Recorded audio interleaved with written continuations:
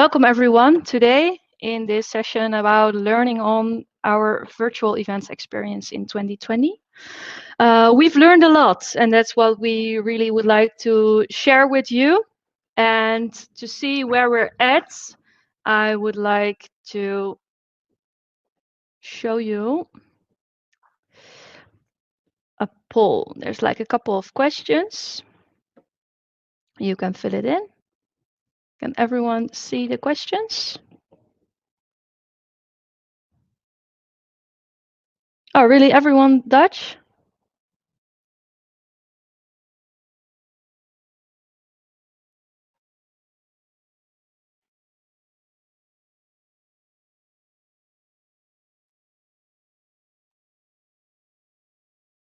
Oh, Caroline is preferring in English. David from UK, so we continue in English, guys.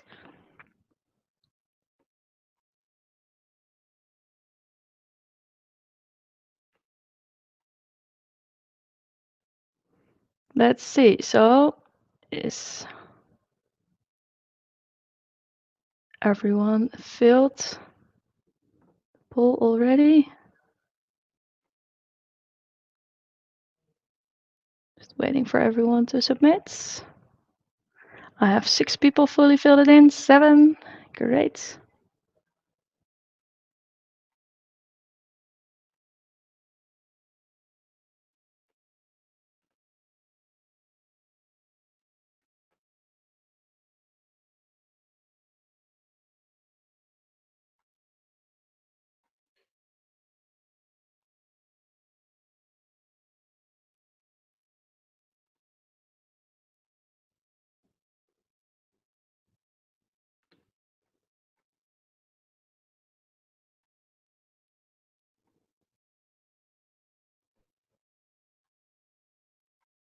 Perfect. So let's look at the results. I will change to discussion mode so everyone can talk.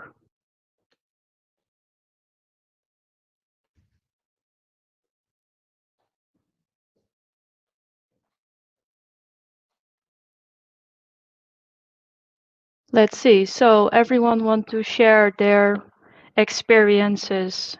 I see a lot of people organized event, just one person who did not organize anything virtually. There are a lot of conferences and workshops upcoming.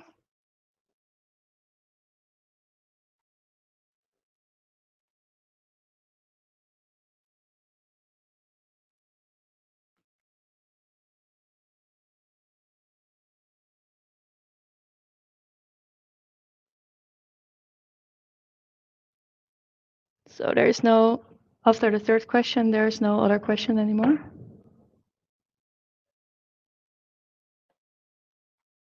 Let me see. Who wants to tell me a bit more about their experiences in 2020 before I jump into my case studies?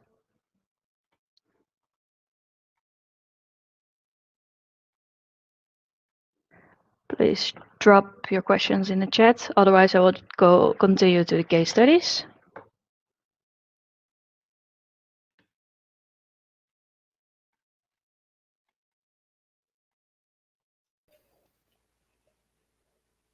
Hi, David. Oh, wow. Okay. Yes, I'm here. So, obviously, we are a big organization, IMEX, organized shows, and we had to change. And in 2020, we decided to go for big virtual events instead of the shows that we could do. It was successful within reason, but we decided not to keep doing that in case of further event shows cancellations that we've had. So instead, this year we've moved from those huge 3 days long virtual events, which had a lot to offer, but we are going to do smaller activations this year, including networking interaction in a different way. So yes, definitely learned from the first year. Okay, Thank you for your comments, David. This is a nice jump on to my first case study. So let's see, I'll share my presentation now. So what we're going to do today is I will discuss some cases with you and see that like you've learned a lot already. And the first case study we're going to have a look at is Science for Life. This was an event which had the objective to share knowledge between like-minded people. There were students involved, teachers, experts, so a lot of different groups to engage these people and give them the opportunity to go in depth on specific details and engage this way virtually. So this was an event which supposed to happen or is normally happening live, but was now moved to virtually. How they did this was as follows. They had a plenary opening, then some plenary presentations, some rounds with virtual poster sessions, some breakout rounds divided by topic. So they had some specific topics they deep dived into in some breakouts, and a plenary closing. The outcome was that there were a lot of people engaged, all the scientists engaged together. There were 108 sessions in total, and in total 500 attendees attended, which was a way bigger show up than they expected up front. And here you see a nice quote of one of the organizers of this event about what network tables meant for their event. Just give you some time to read the full comments. And then this is what the event looks like. By the way, in case you have any questions in between, just feel free to either drop it in the chat or turn on your audio. That's all fine. Here you see, so this is like how they divided the plenary sessions, breakouts. I'm not sure if you're able to read it this way, but I will show you some more after. Second case study was also one event decided to move from live to online. In this case, a music award show. So how they did it was they had a live stream, but they wanted to have some interaction during the live stream, which is quite hard. But how we actually made this happen was by creating small video calling rooms and making sure that all these small groups could have like a video call like we're having now and have some interaction while they were watching all the same live stream, which was seen as the stage. And they had 15 fully booked roundtables. So they had some smaller groups of 10 people able to have a discussion and watch the live stream with 100 attendees. And they exceeded the amount of expectations in attendees who joined and the donation raised. Since, and below a quote of the organizer, they have exceeded their expectations. I see. And this looked like this. So as you see here, they were watching all the same live stream in this case. Charlotte asks a question, did the live stream take place in network tables as well? Yes. So as you see here, this is like a live stream from YouTube or Vimeo or any other tool you like to use. We can embed it in network tables. And here on the side, you can see there was a video calling room. People were just from home watching all the same live stream and had the possibility to chat with each other.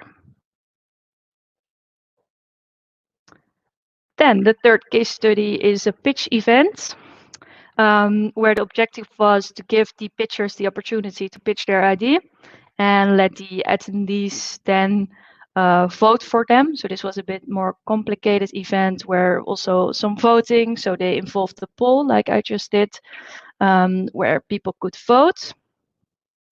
And all attendees were seated in some sessions, and some sub-sessions, which were hosted by all the pitchers themselves.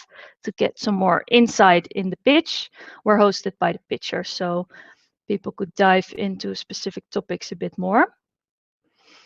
And in the end, what was the outcome was a successful pitch event where they even had like a digital pub crawl afterwards, to like informally connect with each other after the event.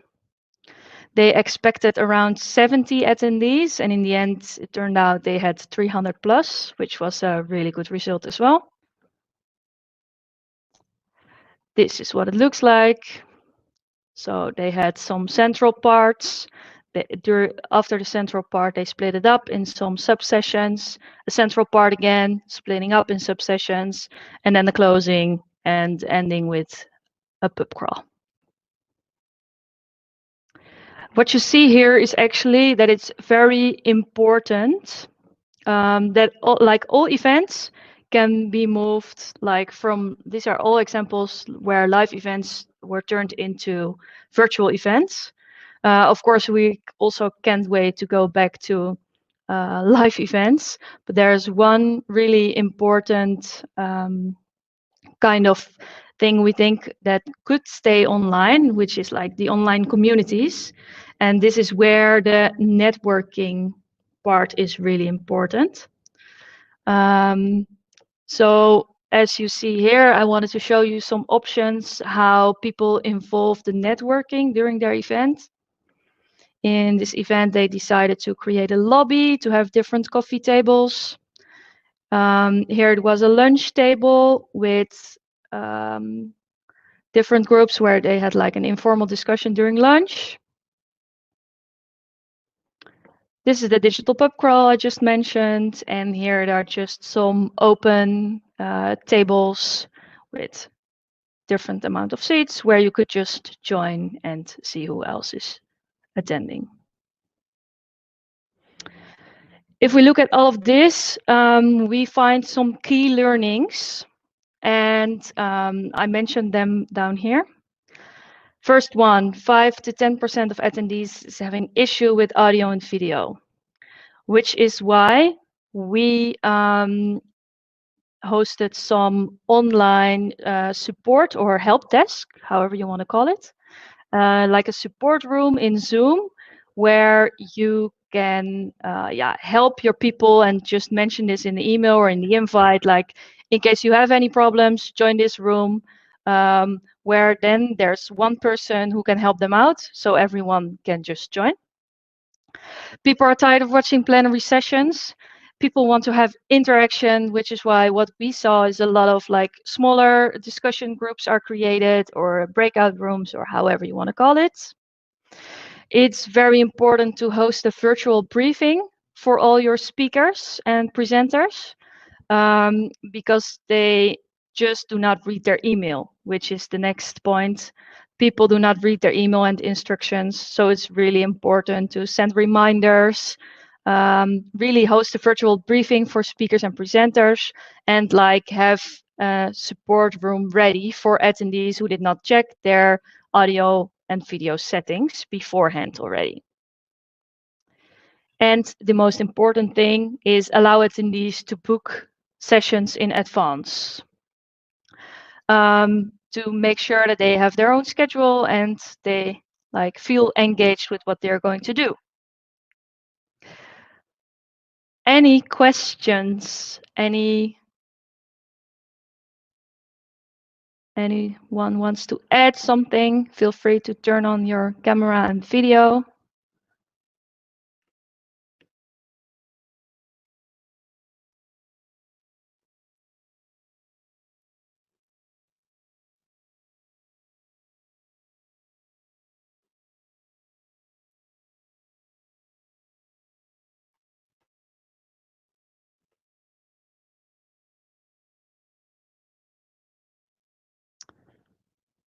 Charlotte is asking the best days in the week to organize an online event.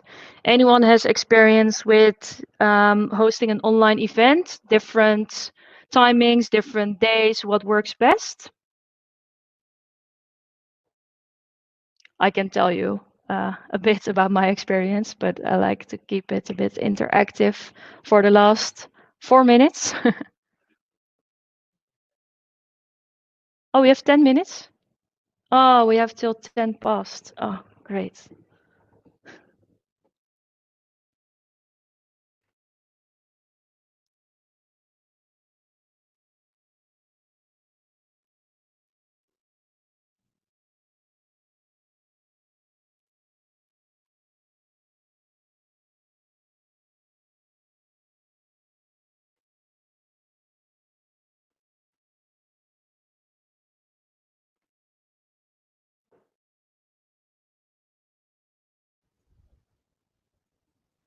Hi, Monique. Hey. Oh, Hi. sorry. Oh, I received a message that you would like that I switch on my camera. So Yes, correct. I was just wondering if you could like share your experience. regarding the virtual events, you mean? Yeah, Or do you and mean like if you have any experience with the best day during the week. Yeah, I organized the online event mostly on Thursday. That was Thursday. actually at the end of the day.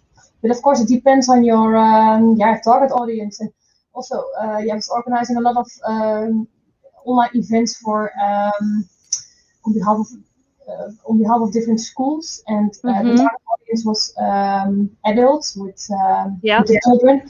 So in that case, we organized it in the evening around 7:30 in the evening. So it depends totally on what your target audience is. Yeah. Thanks. Roelof, you have anything to add? Hi, let's see if it works. Yeah. No, yeah, it's difficult because what I hear from a lot of people is that they already have to do a lot of meetings during the daytime, and those are mostly the boring meetings. You know, you have to show up, be there. So in the evening is a good time, but then it depends on if they have kids or not. So yeah. So my experience is that I had to organize a few things, and mostly we did that in the evening. Yeah. Okay. So it really, like what we see, really depends on the target audience. Yeah. Yeah. Hi, Charlotte. Hi. What do you experience yourself? What is the best time? Because you tried out some different timings now, right? Yes, we have been organizing events online since March last year. And we have several formats that we use on a Tuesday afternoon, on a Wednesday morning, Thursday morning, sometimes Friday in the afternoon. And what we experience is that our events that take place from 8 a.m. to 9 a.m. are visited well, because that is before all the meetings start. So early in the morning. Yes, early in the morning or in the afternoon. And we also experience that our visitors like to visit events that take place for only 1 hour, not longer than that. Yeah. Okay. So like short events, but repeated a couple of times, like the community, right? That's what you're running. Yeah, we're arranging it. We have been with network tables for, I think, a few weeks now, so still figuring it out. Yeah, great. Roelof, you had still a question about what kind of platforms you would recommend. What would you be looking for in a platform? That was regarding the first learning that you showed us, that a lot of people have issues with the internet or the video or the audio. So is there anything that you figured out from last year that you would recommend us as a good platform to organize these events? Well, like we do it ourselves as network tables, of course, and we use like different kind of video calling tools. So the tool we are in now, for example, is called Live Webinar. It's like very extensive webinar tools where you can do polls as you experienced, and like loads of different stuff, share your presentation, upload documents, have videos ready, etc., etc. So that's an example. But like what is important, as I mentioned, is that people, let me just show you this. That people are informed well and that they know what to do. And what is the problem is that they do not read their instructions. They expect to know everything and that all the settings on their computer are correct from the beginning, which is not the case always, unfortunately. So yeah, that's like a really important thing, is to have like this briefing for like the people you're working with ready, and continue working with the platform, and yeah, just get to know it as good as possible. And yeah, try out what is it that you need. So you can do a lot with Zoom and Microsoft Teams, of course. I'm not sure what kind of tool you are using at the moment. Yeah, it depends a little bit. If it's just a meeting, normally I would use the Microsoft Teams. Yeah. But more for the workshops or the webinars, I would do it in Zoom. Because then you have some more control on muting people and everything that might disturb the session. Yeah. Yeah. No, makes sense, of course.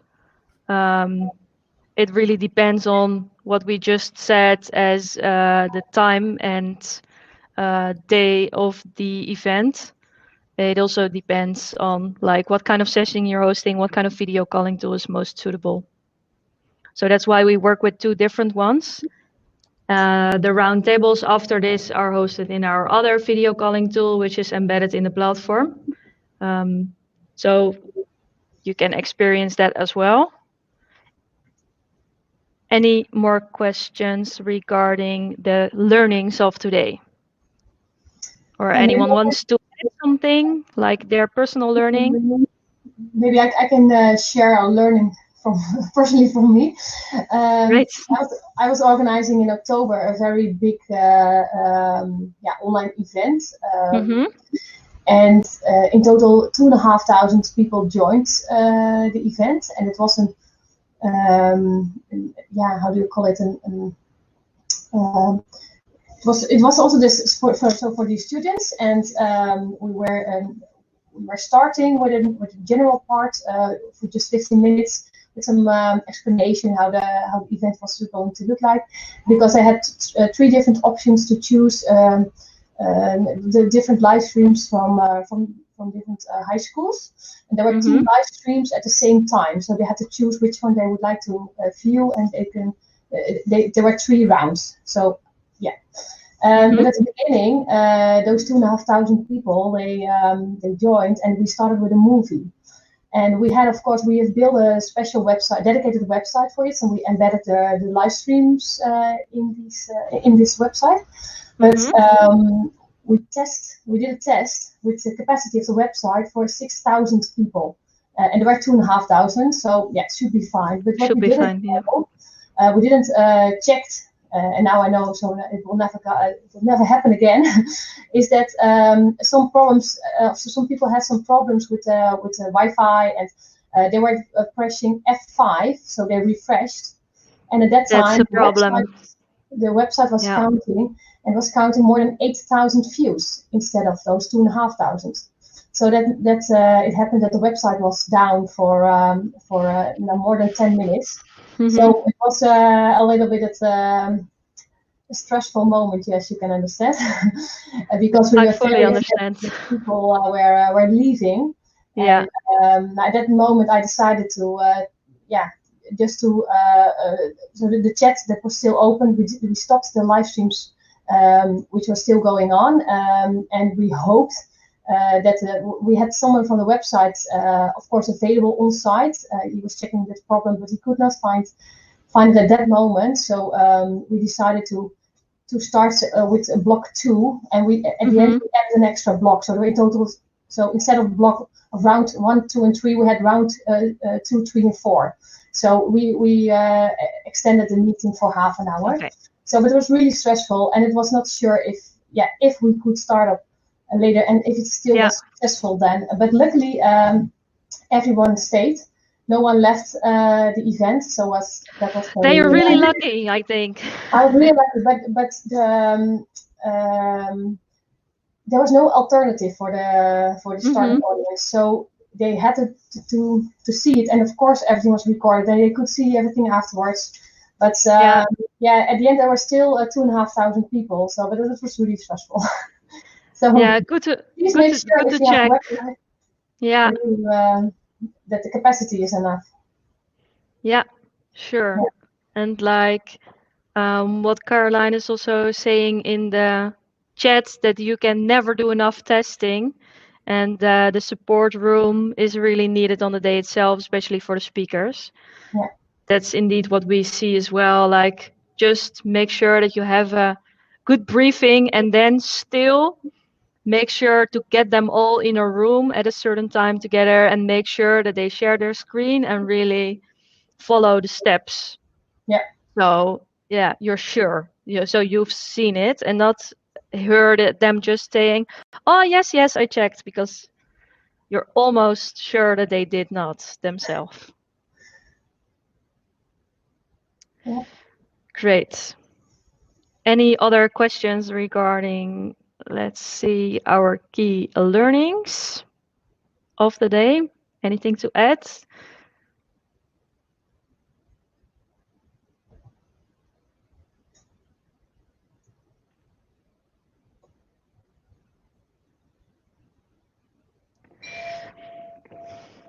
Oh, this is the bell. 2 minutes left. Let's see. Question of Charlotte. How do you keep the balance in monitoring rooms/speakers and let it go? Me and my colleagues cannot join every room to check if it's all going well. That's a good question.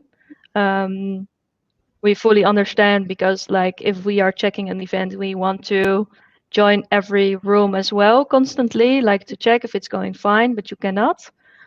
What is a good thing is like the help room. So just set up a room for the event, like a Microsoft Teams room, a Zoom room, or whatever, an external room where either hosts or attendees can join with their like problems. Because like Zoom is something most of the people know by now, so they can join this, hopefully. And then you just need one dedicated person behind the room who just monitors if there's someone in there, etc. So we have to round up. And what I still wanted to share with you is, I'm not sure what went wrong in my presentation, but you can scan the left QR code if you want to schedule a call with me, or the right one to connect on LinkedIn. Hopefully you enjoyed today, and see you all hopefully again the 23rd of June again. Maybe you're hosting a session again then, or you want to join a session again. And then see you all soon.